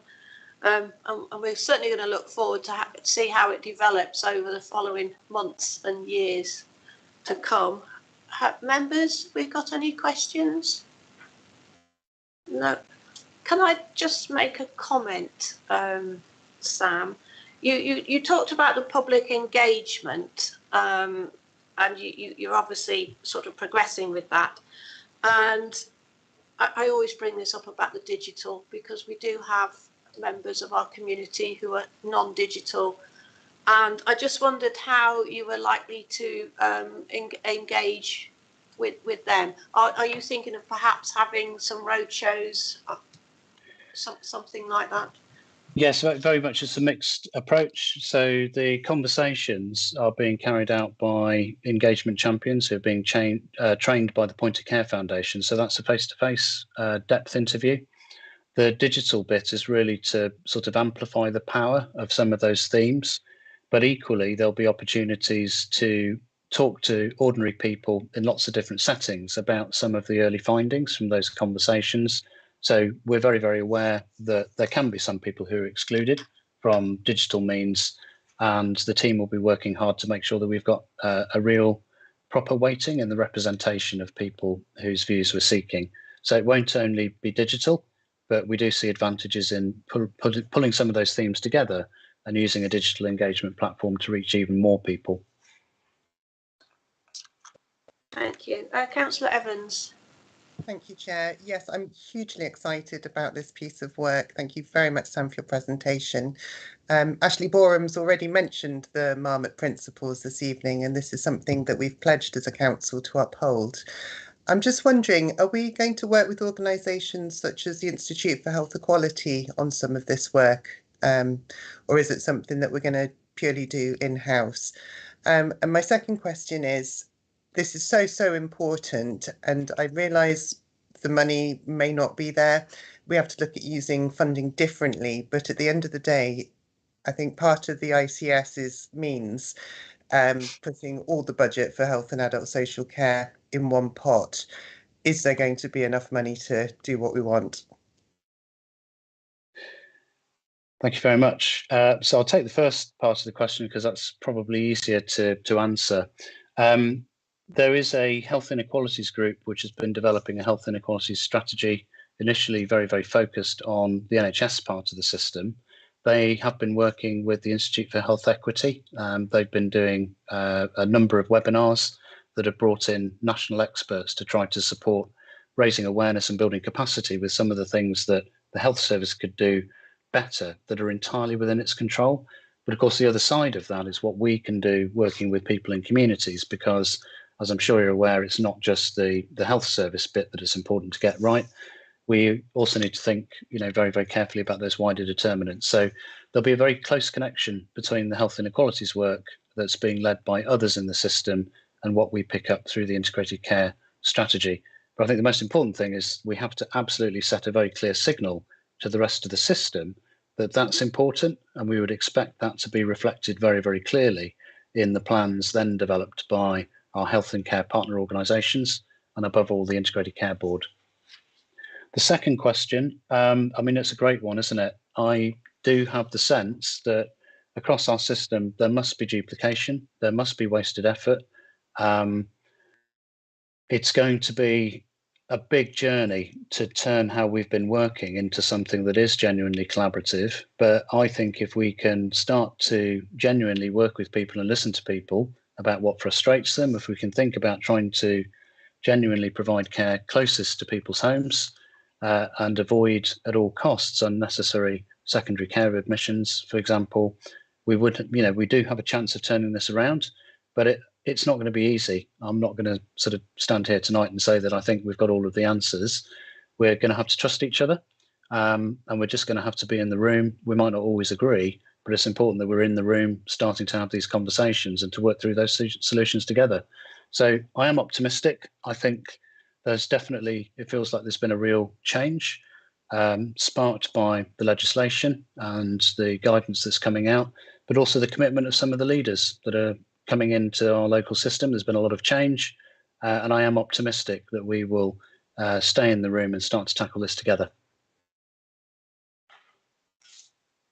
Thank you. I appreciate your answer. Thank you, Sam.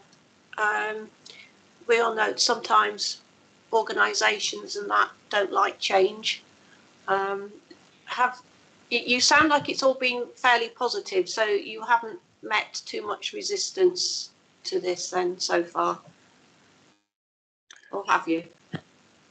No, I think the real proof in the pudding will be once the integrated care partnership strategy is developed and signed off, whether we then see that being taken seriously by organisations, plans and strategies. So the next test is, how is the Integrated Care Board going to reflect those priorities? And are we starting to see evidence of real concerted difference in how we're using resources to answer those priorities? So this is the start of a journey. It's going to take a bit of time, but I think the early test will come in between the publication of the first integrated care strategy and then what we're seeing reflected in organisations' plans, including the Integrated Care Board. But I am optimistic. I wouldn't be in this job if I wasn't. Thank you, Sam. Before I bring Councillor Iyengar in, any other members got any questions? Councillor Butler. Thank you, Chair. Yes, it's obviously there's a lot to take on, having seen your slides. I don't know whether you've got a flow chart of how it would all work, the hierarchy of who's at the top and who's underneath and what everybody's doing. I'm just a bit worried. Through the years, health and social care has changed so much. Every time everybody wants to improve it, which is all everybody's working for that. I'm just a bit worried that all these changes are going to take time and money as well. And also people already work together in partnerships. I'm not clear how this is going to make it different, significantly different, because I thought we were doing quite well. If you could answer that for me, thank you. Yeah, it's a really good challenge. I think that on some level, the strategy is important in being able to provide clear signals to the rest of the system. But if you look at some of the examples that committee's already heard about tonight, I pick up on the suicide prevention work, for example. 3 or 4 years ago, as a system, we weren't working nearly as effectively or closely together on that issue. So there are already lots and lots of places in the system where that collaboration is starting to happen, and people are coming together and coalescing around some really, really important issues. I think the point about integration and some of the legal changes that are happening is that some of those barriers that were in the way of enabling perhaps providers to collaborate more effectively are now being taken away. So it's up to us to try to find ways to take full advantage of that. So we were previously, you're quite right, working as a shadow integrated care system and doing some fantastic work. But now, in simple terms, I think the brakes are coming off. It's up to us to take full advantage of that and to go further faster. Of course, where we are at the moment, post-pandemic, and the challenges around recovery of health and care services means it's not going to be easy. We've got that added pressure to contend with. But I think this is the only way that we can possibly work together to find a way out of it, to be honest. If we don't collaborate, if we don't start to share our resources, if we don't start to prioritise and understand where it's important to invest and perhaps less important to prioritise invest, then we're going to find it difficult to get out of the current pressures. So I hope that answers the majority of your question. Okay there, yeah. Councillor Iyengar, I believe you wanted to speak. Yeah, thank you, Chair. I had my hand up, but I noticed also Councillor Rampton has got a hand up. What I'm happy to do, Chair, with your permission, shall I give way to Councillor Rampton, let her go first, and then I'll come in afterwards? if there's anything else left. Is that okay? Yes, that's fine. Councillor Rampton. Yes, thank you, Councillor Iyengar. How kind of you. Now, all I wanted to say really was, okay, CCG changing to NHS Dorset. The name is slightly unfortunate because it's still very health orientated.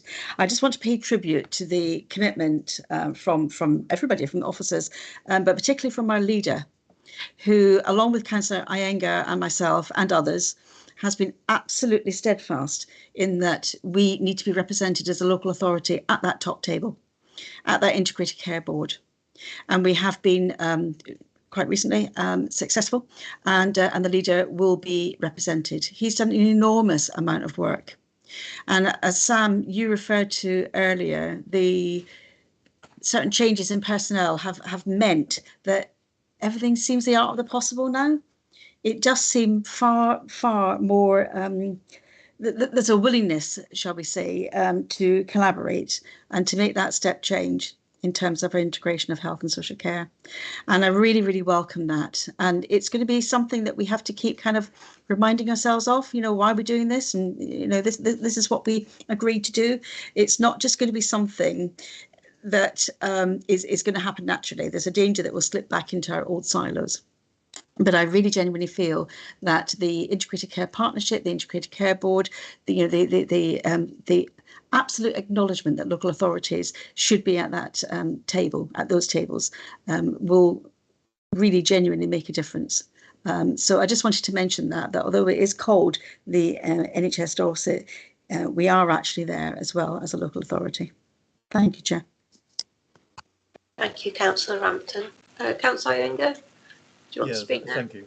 Thank you, Chair. Yeah, just a couple of bits to add in. I think I had to smile at one of the points on Sam's slides, and he's absolutely correct, which is there's a legal duty to collaborate, and it's sort of to those in the room, it may smack of that's what happens during divorce proceedings, isn't it? Where literally that they wouldn't otherwise speak, but only by law they're forced to talk with each other, and you think it must be better than that, mustn't it? And it is. It is better than that, and actually there is an absolute willingness. And I think I'm delighted. I think through Drew, Karen, through Sam, and a few others, Graham Farrant as well. I think we've been proactive in BCP for me in developing what we're calling sort of the offers and asks, which is literally what is it that literally as BCP. And by the way, I would say this is where having two councils in a very compact county like Dorset has actually helped versus the original 9. That's actually going to help these kinds of discussions. So 2 councils dealing with, in effect, one NHS organisation within Dorset. There's an improvement which bodes well going forward. But also to actually talk on a level playing field with our health colleagues and say, literally, what is it that truly we and Dorset Council can offer tangibly into the picture, and what is it we ask in return? And I think that's the basis for a very grown-up and progressive kind of conversation going forward. If I may, my take on this, and I'll bow to others' experience in this, is sort of 2 things have been very, very difficult in the patchwork of the past. One is literally what to focus on to actually prevent people getting to the front door of the hospital in the numbers that they are doing. Where can we focus to get the biggest bang for the buck for the investment, to influence, to benefit the largest number of people? And the second thing is, what is the model for working together? And the second one is certainly not to be underestimated, and I'm sure no one in the room is doing that, because we've got at least 3 departments. We report up through DLOCs, NHS report up through Department of Health, and as soon as you get to other partners like the police service, they're up through the Home Office. So they're all strong departments and getting direction from each of those departments. And sometimes, you'd be inclined to think it's amazing what gets done gets done. But I think the working model, this is something which bodes well for the modus operandi for working together and an agreement on what those top priorities will be. And I said earlier about the 2 councils, that I think that really does help. So this is progressive, and I'm glad Sam ended with the point about it's an ongoing discussion, and I think this committee most certainly will be party to and privy to the unfolding of this and have a chance to make input as well. So thank you. Thank you. We got any other questions on this? And did we want to go back to you, Sam, for a very brief update on the COVID-19? Thank you, Chair. Are we going to take that as part of Councillor Iyengar's portfolio holders update? happy to move to that now. Yes, we can move to the portfolio holders update. Yes, that's fine. Thank you. Okay, brilliant. So in terms of COVID-19, I've only got a very short update tonight because the situation is very, very different to perhaps the last time that I updated committee. So at the time, we were struggling with the second Omicron wave. We'd had the first wave in January. Around about March, we still saw infection rates being very, very high in our community caused by this variant, Omicron BA2. That wave has definitely now passed. Judging from the most recent round of seroprevalence testing carried out by the Office for National Statistics, on the 13th of May, that put the estimated prevalence in the southwest at 2.2%. And that was down from 8% in the previous month. So it's really fallen quite dramatically.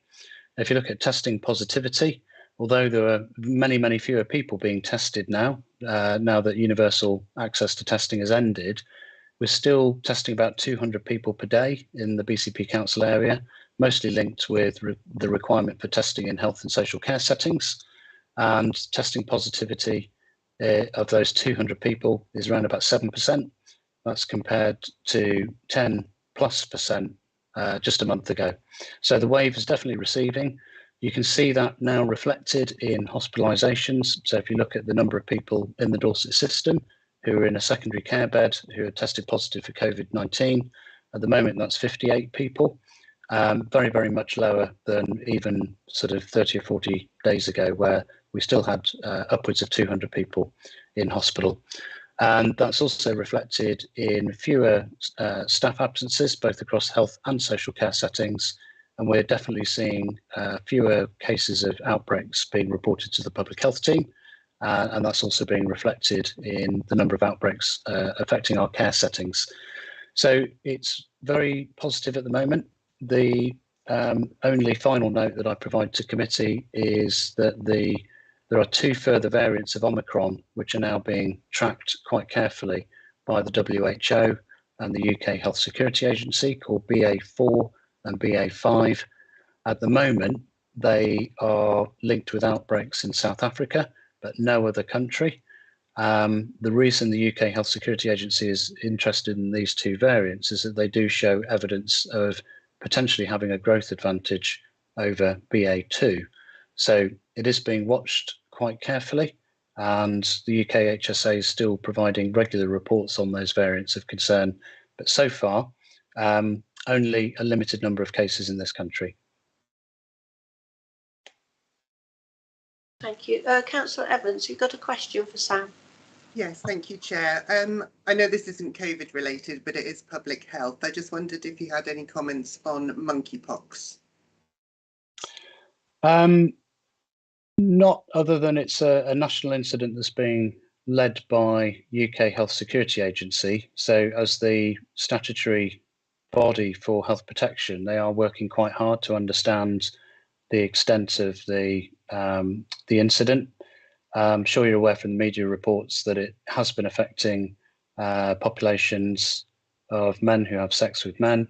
We've provided briefings that have gone out through local sexual health services so that those frontline workers are aware of what to look for and what to spot.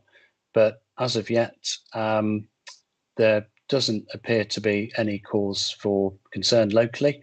But as I say, we are working with UK Health Security Agency, and we would look to them as the lead agency.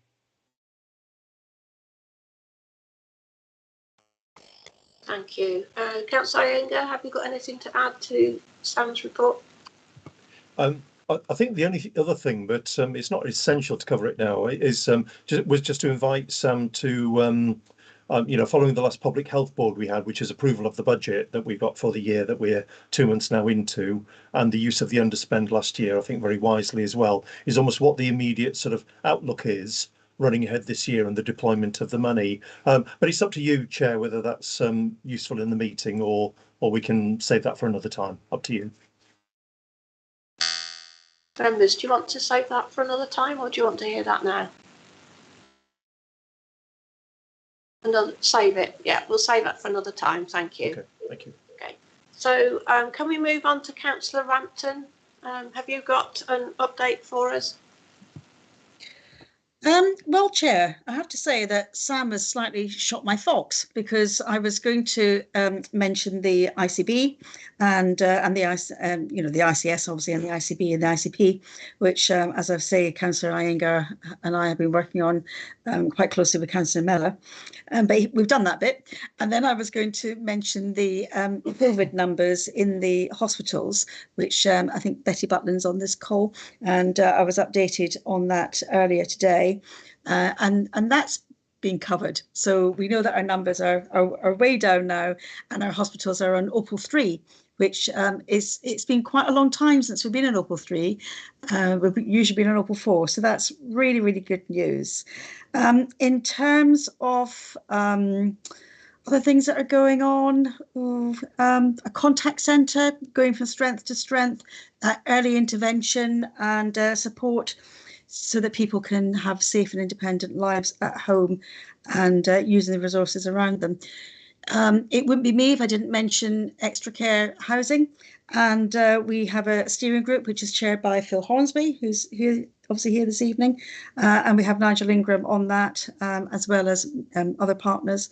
We're identifying potential sites. We've got a pipeline of sites that we're working up, and we're moving ahead at pace with that.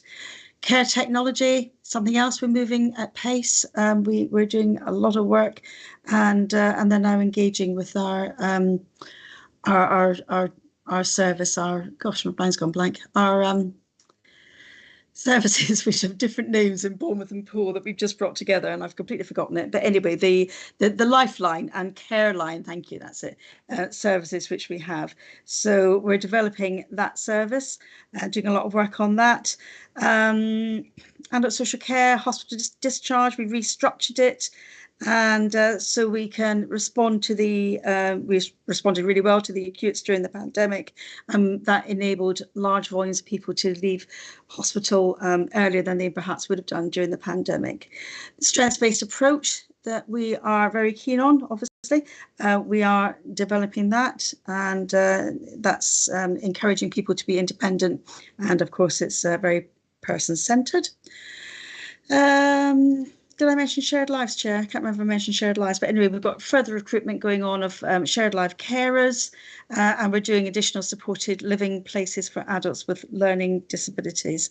Carers, I think that came up on the action plan, Chair. So if we can just briefly mention, Councillor Fear isn't here tonight. He's obviously our lead member for wellbeing, and he has responsibility for carers. But he's asked me to let you know that we're absolutely gearing up for Carers Week in June, and that's going to be a really good opportunity to showcase what we can do in terms of information, advice and support for our carers. So that's, I haven't got the exact date for you, Chair, but that is beginning of June. And a bit of an apology from me, actually. Sorry, I should have said that at the beginning. I was asked to come along and do an update on the Health and Wellbeing Board, but as Sam will confirm, in terms of the ICS, we are still waiting for the government guidance on health and wellbeing boards, and we're not expecting that till, I think, so that's why we have had to push back the date for the Health and Wellbeing Board days. And so we all come to you, but it won't be for a couple of months until we have that guidance and we've read it and understood it. So happy to take any questions, Chair, but that's probably all you want to hear about from me at the moment. Thank you. Okay, thank you, Councillor Rampton. Can we just ask whether you have written to our local MPs on behalf of the committee, asking them to review the informal carers allowance?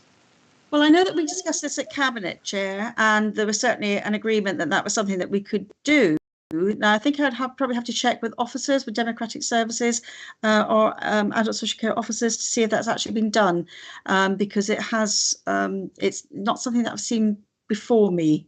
So it might be that we need to do that in the morning, check the people. If it hasn't been done, then we'll certainly do it. Thank you. And I think the second recommendation that we've done about promoting care work, I believe, Phil, we're sort of on the case of that, aren't we? Sort of.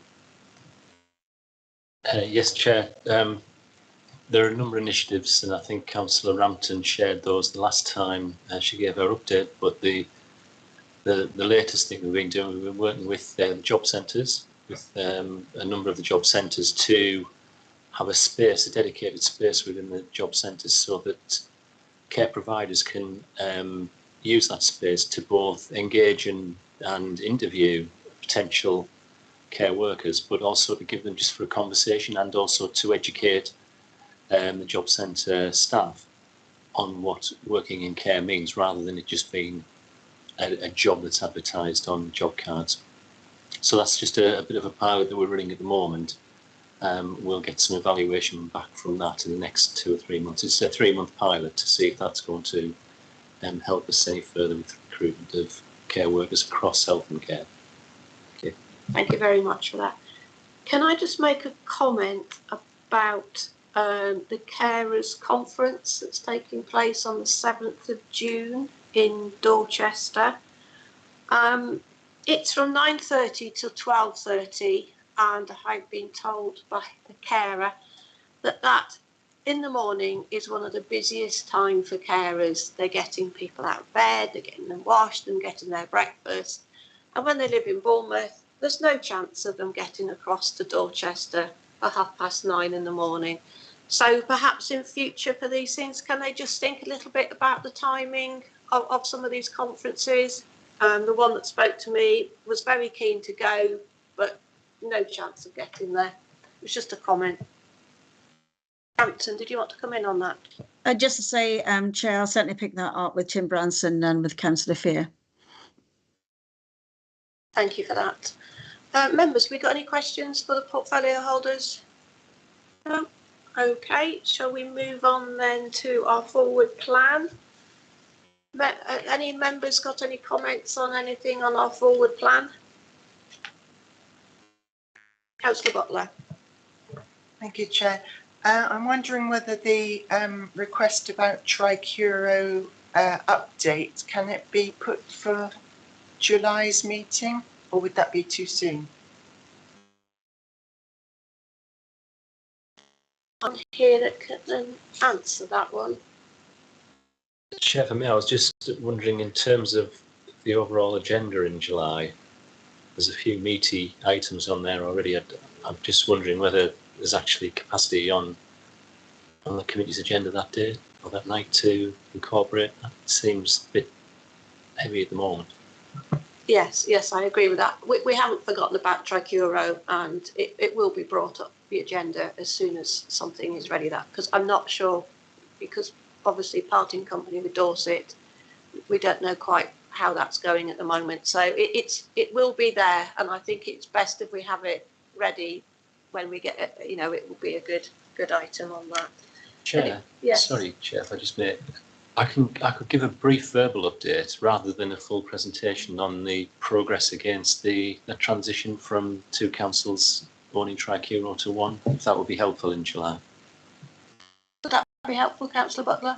Yeah, that would be very helpful. Thank you.